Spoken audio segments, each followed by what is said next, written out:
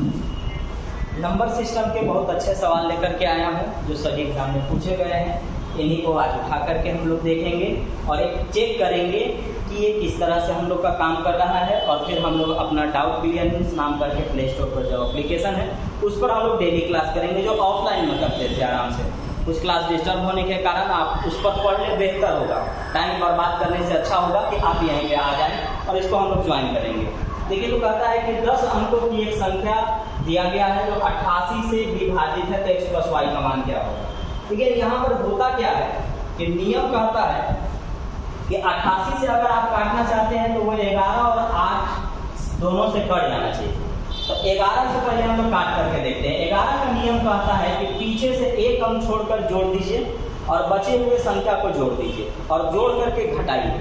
अगर 0 या 11 का मल्टीपल जैसे 11, 22, 33, 44 अगर ये आ गया तो वो संख्या ये 11 से कट जाएंगे। और अगर ये संख्या 11 से कट जाती है तो ये सभी संख्या 88 से भी कट जाएंगे। तो हम लोग डायरेक्ट चेक कर लेते हैं। तो बोलता है कि एक अंक पीछे छोड़ करके मैं 11 का नियम अप्लाई कर रहा हूँ। तो 11 का नियम जैसे ही अप्लाई करूंगा, यहाँ पर बोला जा रहा है कि एक अंक छोड़ करके, तो देखिए तो एक अंक अगर छोड़ूंगा तो 2 और 8 10, 5 15 और 2 17, यहाँ पे आया 17। बचे हुए अंकों भी जोड़िए, तो ये आया 1 2 3 x 5 y, यानी 5 और 3 8 प्लस x प्लस y। अब आपको मैंने बता दिया कि आपको x प्लस y भी निकालना भी है और x प्लस y की जगह पर ऐसे अंक रख दीजिए, ऐसी संख्या रख दीजिए जिनको जोड़ने पर 17 हो जाए। तो 17 में से 17 घटाएंगे तो आंसर 0 हो जाएगा। तो यहाँ हम रखेंगे 9। अगर मैंने यहाँ 9 रख दिया तो 9 और 8 17, 17 में से 17 गया 0।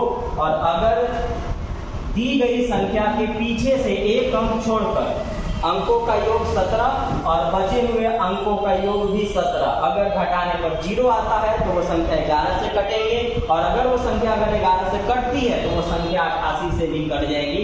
अब यहाँ से 8 का नियम आपको लागू करने की जरूरत इस जगह पे नहीं है, वरना अगर आप 8 का नियम भी लागू करना चाहते हैं तो आप आराम से कर सकते हैं, कोई दिक्कत नहीं। एक बार मैं फिर से रिपीट करता हूँ। 11 से कटने के लिए जरूरी है कि पीछे से एक अंक छोड़ करके वो संख्या का योग और बची हुई संख्या का योग का अंतर 0 या 11 का गुना जाना चाहिए। अगर ऐसा आया तो वो संख्या 11 से कट जाएगी, और अगर वो संख्या 11 से कटती है तो वो संख्या 88 से भी कट जाती है। तो x प्लस y का मान क्या होगा, तो x प्लस y का मान हो जाएगा हमारे पास 9, क्योंकि अगर मैं यहाँ पर 9 रख दूंगा, यहाँ पे 9 रख दूंगा तो 9 8 17 बनेगा। 17 में से 17 गया 0 आ रहा है, यानी 11 से ये संख्या कट जाएंगे। तो x प्लस y का मान हमारे पास यहाँ पर 9 होगा। और किसी भी प्रकार का कोई दिक्कत हो तो आप जरूर उसे कमेंट कर लेंगे।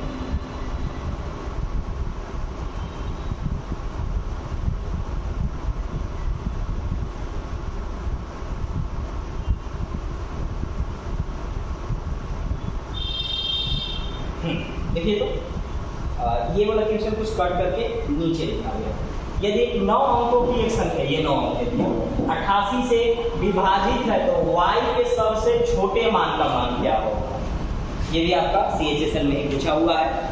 यहाँ पर भी वही चीज हम लागू करेंगे, लेकिन इस बार आपको थोड़ा सा सतर्क रहना होगा, क्योंकि एक कंडीशन जोड़ा उसने जोड़ा कि यहाँ पर y का जो मान है वो सबसे छोटा मान होना चाहिए, वो सबसे आपका छोटा मान होना चाहिए।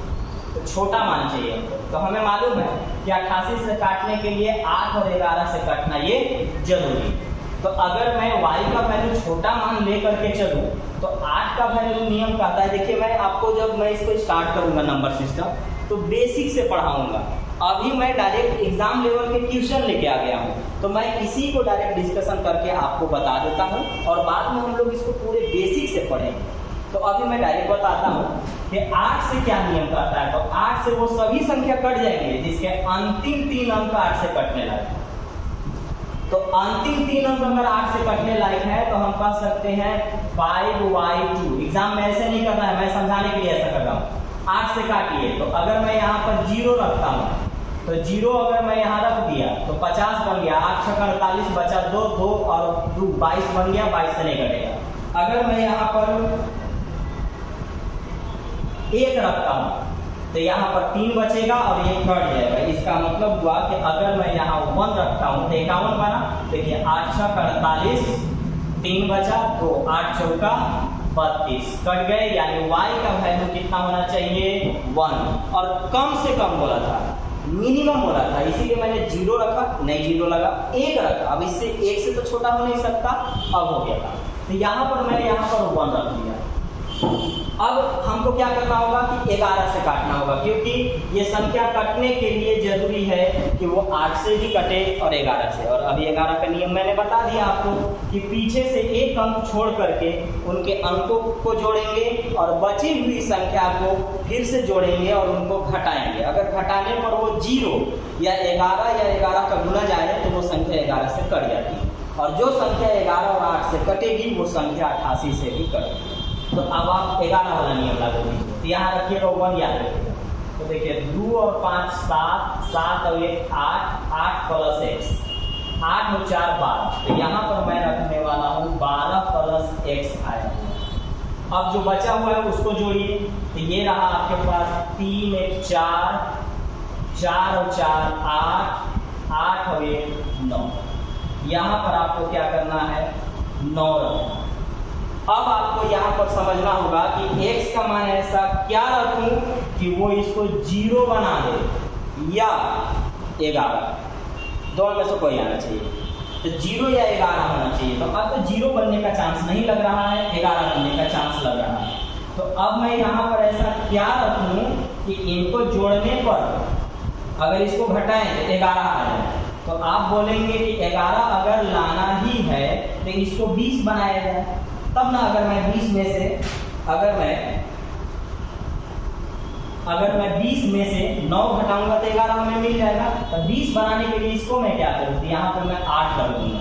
तो 8 और 12 बन गया 20, 20 में से 9 गया, बन गया 11, यानी इसका मतलब x का वैल्यू 8। तो यहाँ हम रखेंगे x का वैल्यू 8, y का वैल्यू 1 है, रख लीजिए। 8 3 24 और 2 एकम 2। तो 24 में से 2 गया, आंसर आएगा 22। और ये रहा आपका आंसर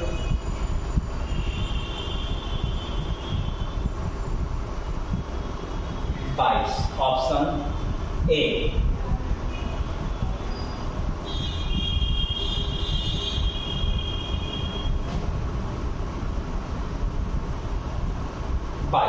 आंसर आ गया। तो आपको इसी तरह से करना था।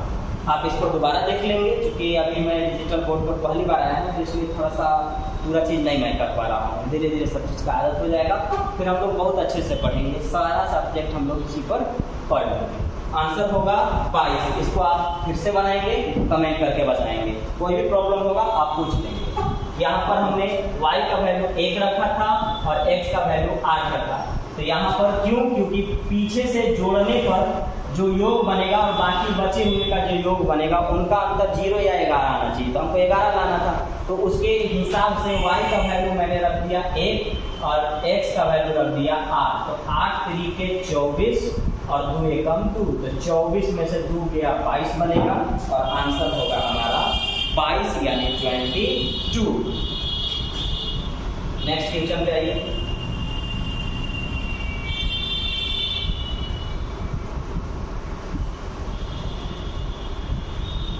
चलिए देखिए, कहता है कि 3375 का घनमूल। घनमूल का मतलब होता है क्यूब रूट। घनमूल का मतलब होता है क्यूब रूट। क्यूब रूट तो आपको मैंने बताया भी था, इसको 2 तरीके से रहता है। एक तरीका जो है उसके लिए मुझे समझाना पड़ेगा पूरा फॉर्मेट बना करके। दूसरा तरीका तो ये है कि आप सिर्फ उसका एलसीएम निकाल लें और एलसीएम निकालने पर 3 के बदले 1 का जोड़ा बनाए और वहां से बाहर निकाले और किसका होगा ये आप ऐसे लें। और ऐसे भी आपको याद होगा कि ये 15 का क्यूब होता है 3375। कैसे होता है देखिए, तो 3375 अगर मैं 3 से काटा था 1 1 2 5, फिर से 3 ले लेते हैं, 3 3 9, 3 7 21, 3 5 15, फिर से 3 ले लेते हैं, 3 एकम 3, 3 दूनी 6, 3 5 15। ये देखिए 5 का क्यूब दिख रहा है, क्योंकि 5 का क्यूब 125 होता है और ये 3 का क्यूब दिख रहा है। तो 3 को 3 के बदले 1 3, 3 को 5 के बदले 1 को 5, 3 बचे 15, आपका आंसर ये है। और भी तरीके हैं जो आपको, लेकिन उसके लिए मुझे समझाना पड़ेगा, और जब मैं उसको समझाऊंगा तो जाकर के उसको बता पाऊंगा। तो ये क्यूब रूट निकालने को लिए बोला था, हमने इसका एलसीएम विधि से निकाल लिया। क्यूब जो बना, हम क्यूब के बदले 1 को उठा लिए, इसके बदले 1 को उठा लिए, 3 बचे 15 और आंसर को 15, यानी ये 15 का क्यूब।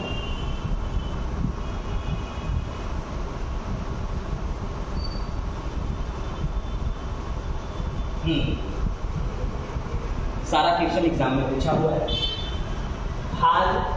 भाजक भागफल का 24 गुना है और शेष से 8 गुना है। शेष लिखा हुआ है, रिमाइंडर शेष।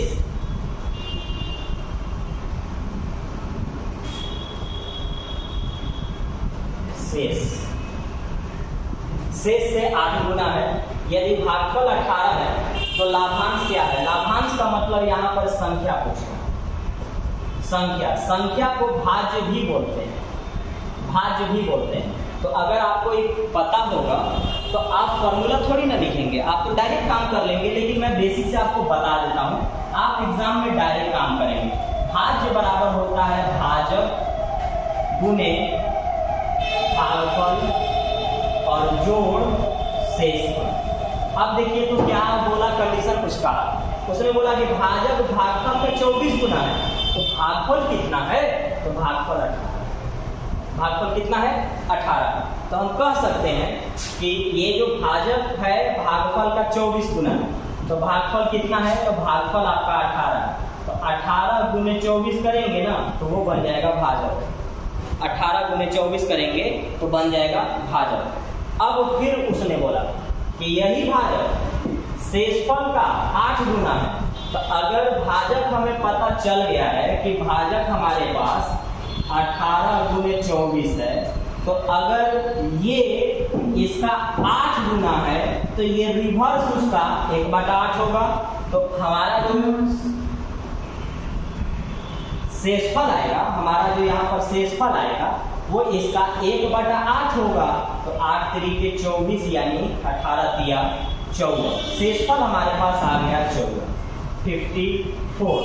और भागफल हमारे पास पहले से ही 18 दिया हुआ। भागफल हमारे पास पहले से ही 18 दिया हुआ। अब हमें कुछ नहीं करना है, 18 गुने 24 गुने 18 और प्लस में 54 अगर हम कर देते हैं तो सीधा हमारा आंसर आ जाता है। अगर मैं यहाँ पे गुना करने चलूँ तो 18 चौक 72, या फिर 18 से डायरेक्ट कर लें, और यहाँ पर हमारा आंसर आने वाला है 74।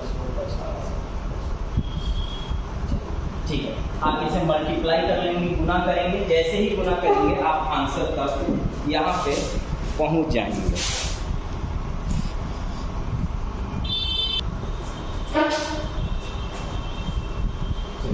तो आप इसे मल्टीप्लाई करेंगे, 18 गुने 24 गुने 18 प्लस 54 जो आप जोड़ेंगे तो आंसर आ जाएगा 7830। मैं एक बार फिर से बता देता हूँ, भाजक भागफल का 24 गुना है, तो भागफल कितना है? तो भागफल 18 है। इसका मतलब भाजक जो है 18 गुने 24 आएगा, तो मैंने उसके जगह पे लिख दिया। भागफल खुद 18 दिया हुआ था। अब शेषफल के बारे में बात करते हैं। तो शेषफल के बारे में बोला कि भाजक शेषफल का 8 गुना है, तो भाजक शेषफल का 8 गुना है। तो भाजक जब हमको पता है और ये शेषफल से 8 गुना है, तो शेषफल कितना है? तो उसका 1/8 होगा, उसका 1/8 होगा, 8 से भाग देके शेषफल लिख दिया। अब इसको मैंने गुना किया और गुना करके जैसे ही जोड़ा आंसर आया 7830।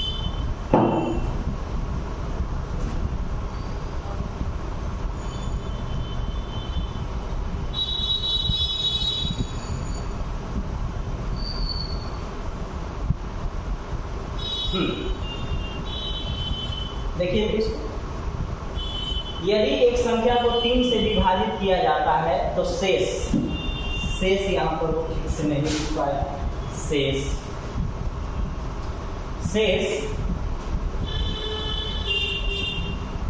2 होगा।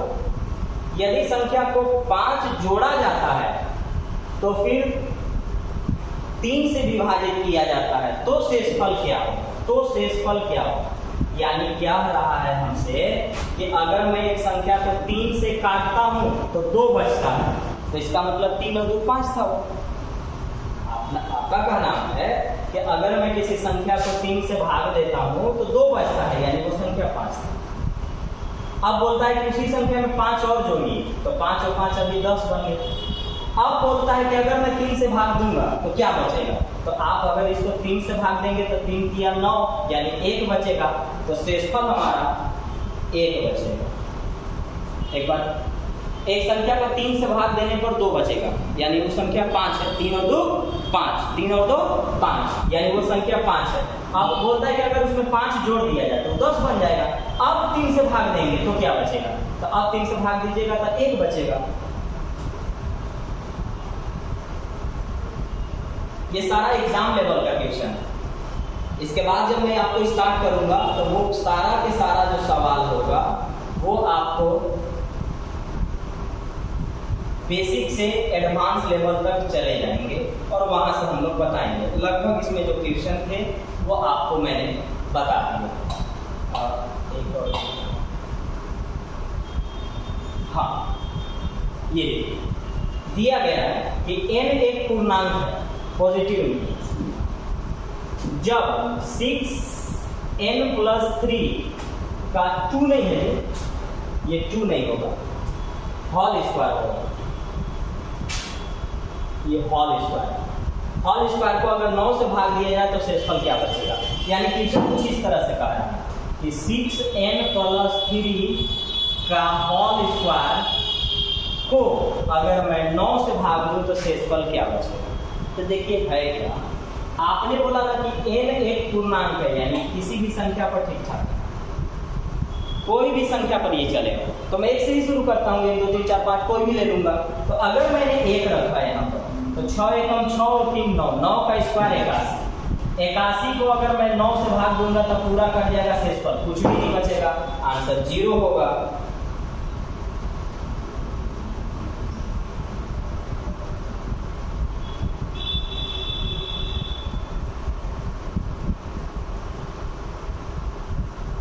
आंसर 0। एक बार फिर से देख लीजिए, उसने बोला कि अगर मैं 6n + 3 का होल स्क्वायर को अगर मैं 9 से काटूं तो शेषफल क्या बचेगा। बोलता है कि ये एक पूर्णांक है, यानी किसी भी संख्या पर ठीक ठाक है, वो रह जाएगा। तो मैं n को 1 मान लिया, तो 1 अगर माना तो यहाँ 1 रखा, तो 6 एकम 6 3 9, 9 का स्क्वायर 81 होता है। 81 को जब मैं 9 से भाग दूंगा तो ये तो पूरा कट जाएगा, शेषफल थोड़ी ना कुछ बचेगा। तो इसका मतलब है कि शेषफल कुछ भी नहीं बचेगा, तो शेषफल 0 बचेगा। और अगर शेषफल 0 बचेगा तो फिर हम उसको कहेंगे कि आंसर कितना होगा, ऑप्शन डी। Option D. अब आज इस वीडियो में हम लोग इतना ही छोड़ते हैं। इसके बाद हम लोग क्या करेंगे कि हर बार मैं पूरा अभी क्लास तो आपको doubt clearance application YouTube doubt clearance नाम करके प्ले स्टोर पर एप्लीकेशन है, जिसमें 200 रुपया महीना में आपको और सब्जेक्ट पढ़ा दिया जाएगा जो ऑफलाइन में हम लोग पढ़ते थे। कुछ दिन क्लास डिस्टर्बेंस रहने के कारण आपको यही ज्वाइन करना पड़ेगा, फिर हम लोग बैठ के आराम से पढ़ते रहेंगे, क्लास को डिस्टर्ब नहीं करेंगे। हर एक स्टूडेंट आप अपना ज्वाइन कर लेंगे और हम लोग इस पर पढ़ लेंगे, कोई दिक्कत भी नहीं होगी। और जब मैं कनेक्ट कर लूँगा तो लाइव दे दूँगा आपसे। धन्यवाद।